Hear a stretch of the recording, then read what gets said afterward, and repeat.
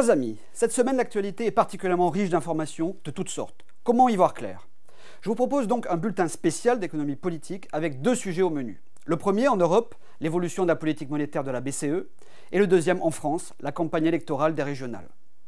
Ce jeudi 3 décembre, la planète finance était suspendue aux annonces du président de la BCE, M. Mario Draghi. Je vous rappelle qu'en mars 2015, il avait lancé un plan de quantitative easing en anglais ou de planche à billets en français. Cette intervention extraordinaire d'un montant énorme de 1100 milliards d'euros jusqu'en septembre 2016 avait vocation à relancer la machine économique européenne. Cela consiste en fait à racheter les dettes publiques et privées sur les marchés et dans les banques uniquement pour éviter l'effondrement du système. Si ce déluge de création monétaire de la BCE a alimenté la hausse des bourses et des bulles spéculatives des marchés financiers, en revanche, l'économie réelle ne redécolle pas. La question alors est pourquoi la politique monétaire et de change de la BCE ne produit pas ses effets? La BCE est dos au mur. Elle présente de nouvelles mesures correctives pour répondre au risque de déflation des prix et d'absence de reprise concrète de la croissance économique en zone euro. Il s'agit d'une extension à l'horizon du plan de QE jusqu'en mars 2017, ou plus si nécessaire, en fonction d'objectifs d'inflation proches de 2% à moyen terme, mais sans augmenter pour le moment les 60 milliards d'euros d'achats mensuels de titres de dette. Inclure également dans le plan de rachat des actifs du secteur public local, en piochant par exemple dans les dettes et les régions des municipalités. Est-ce que la BCE anticiperait une faillite de certaines collectivités territoriales déjà en difficulté? Sur les taux d'intérêt pour les dépôts bancaires baisseraient encore à moins 0,30% à partir du 9 décembre 2015 et le taux directeur reste inchangé à 0,05%. Cette mesurette déçoive les bourses et les investisseurs qui s'attendaient à une augmentation des rachats mensuels plus conséquente. Quelle conclusion politique en tirer? L'euro a baissé, certes. Cette baisse d'environ 23% de la parité entre l'euro et le dollar depuis 18 mois était nécessaire, mais ce n'est pas suffisant. Pas suffisant car la croissance économique et l'emploi ne repartent pas en zone euro, bien au contraire. Il est donc plus utile pour la France de faire une dévaluation compétitive puisque le taux d'équilibre euro-dollar à 1,05 serait bon, hors zone euro. En revanche, intra-zone euro, il faut faire sauter ce verrou du change fixe pour libérer les marges de manœuvre économiques et surtout rendre immédiatement la compétitivité prix aux entreprises françaises exportatrices qui vendront bien entendu leurs produits moins chers que l'Allemagne, notre principal concurrent européen dans le commerce international. La France doit posséder sa souveraineté monétaire, donc sa politique monétaire et de change. C'est un impératif. Tout comme le Royaume-Uni est État souverain dans l'Union européenne, à sa livre sterling, et connaît 2,7% de croissance économique et 2 fois moins de chômage qu'en France.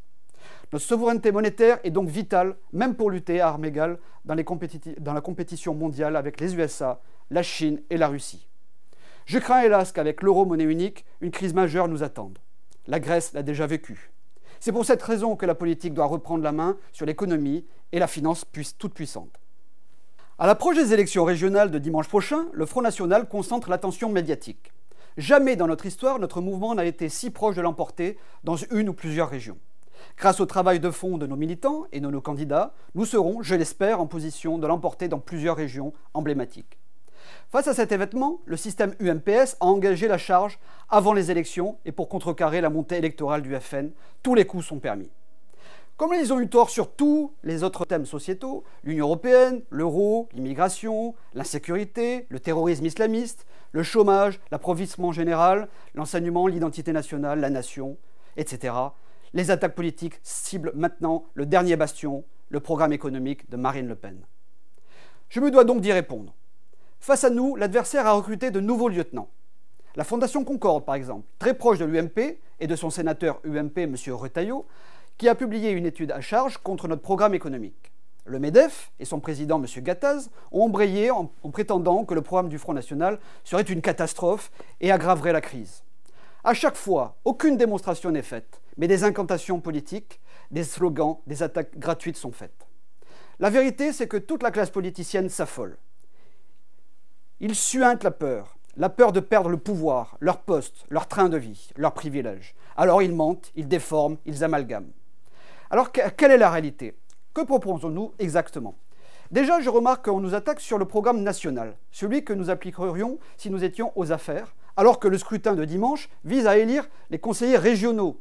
Un paradoxe, ce ne sont pas les mêmes enjeux ni les mêmes compétences. Mais au-delà de ce qui dérange, c'est que nous voulons rompre avec l'ultralibéralisme et le mondialisme qui dominent la politique française et européenne depuis plus de 30 ans. Ouverture des frontières et libre-échange sauvage, dérégulation des marchés financiers, libre circulation des travailleurs, déréglementation, tout cela aboutit à augmenter les profits des multinationales et des banques privées, mais pas des ménages, pas des indépendants, ni des petites entreprises nationales. Les salariés, eux, ont vu leur pouvoir d'achat stagner, voire plonger. Alors, un coup, ils cherchent à nous qualifier d'extrême droite, et l'autre coup, ils nous accusent d'avoir un programme d'extrême gauche. Voilà en effet la nouvelle attaque. Je le dis donc clairement, le Front National est pour l'économie de marché. Le Front National est l'ami de toutes les entreprises, les petites comme les grandes entreprises.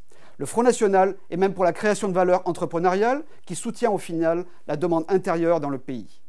Nous soutenons la libre entreprise, les commerçants, les artisans, les TPE, les PME. Nous serons en pointe également sur le RSI pour renforcer ce système social qui pourrit la vie de tous les indépendants. Nous voulons avoir des champions nationaux. Pour cela, nous ferons des propositions en faveur de la fiscalité des entreprises, une amélioration du droit du travail pour plus de lisibilité et moins de changements permanents. En définitive, le profit est sain, il est moteur de l'économie, mais il faut veiller à un juste partage des fruits de la croissance économique. En revanche, nous refusons que le profit des grandes sociétés du CAC 40, souvent détenues par les capitaux étrangers, dicte en politique leurs lois. Je prends un exemple. C'est bien le MEDEF et les grands groupes industriels et l'Union européenne qui réclament toujours plus d'immigration. Motif ? Officiellement, la diversité et l'ouverture. Moins ouvertement, les ultralibéraux mondialistes veulent augmenter la concurrence déloyale par le travail non qualifié, faire baisser les salaires et augmenter leur rentabilité financière pour ensuite faire de l'évasion fiscale au détriment des citoyens. Fini également l'optimisation fiscale agressive qui permet à des entreprises de délocaliser leurs profits au Luxembourg ou en Irlande alors que leurs activités sont en France. Nous restons fidèles à l'idée d'un protectionnisme intelligent afin de disposer des mêmes armes que nos concurrents au niveau international. Des frontières, une monnaie nationale, une industrie nationale et des lois que nous décidons nous-mêmes. Pour cela, il faut s'appuyer sur un État stratège qui protège et appuie le développement de nos champions nationaux. Fini le razzia de fonds qataris ou chinois sur nos entreprises. Ce programme de patriotisme économique a été conçu avec un certain nombre d'experts, de scientifiques, de hauts fonctionnaires, de juristes, d'économistes honnêtes pour mettre la France à l'abri de la crise et des risques extérieurs. Cette doctrine de patriotisme économique, nos équipes et nos candidats entendent la développer aussi au niveau régional. Dans les compétences régionales, le développement économique, le transport, la formation professionnelle, la fiscalité indirecte notamment. Nous voulons privilégier les entreprises locales, les produits locaux dans les appels d'offres. Nous voulons améliorer la trésorerie des entreprises les plus exposées. Les régions Front National mettront ainsi en place des dispositifs de prêt pour soutenir les PME-TPE de nos territoires. Elles devront respecter leur délai de paiement, contrairement à ce qui est devenu la règle. Nous voulons créer des labels identifiant les produits Made in France. Je vous invite donc à retrouver le volet économique détaillé des programmes de vos candidats régionaux sur leur site de campagne. Le physicien Albert Einstein citait « On ne résout pas les problèmes avec ceux qui les ont créés. L'Union européenne, l'euro, l'immigration, l'insécurité, le terrorisme, le chômage, tous ces échecs viennent de l'UMPS. L'UMP et l'EPS sont le problème. Si vous voulez vraiment changer de politique, changez la classe politique au pouvoir depuis trop longtemps. Cette classe politique qui vous a trahi. Alors je vous invite à aller voter les 6 et 13 décembre prochains pour les listes Front National dans votre région, afin de commencer le redressement de la France. À très bientôt.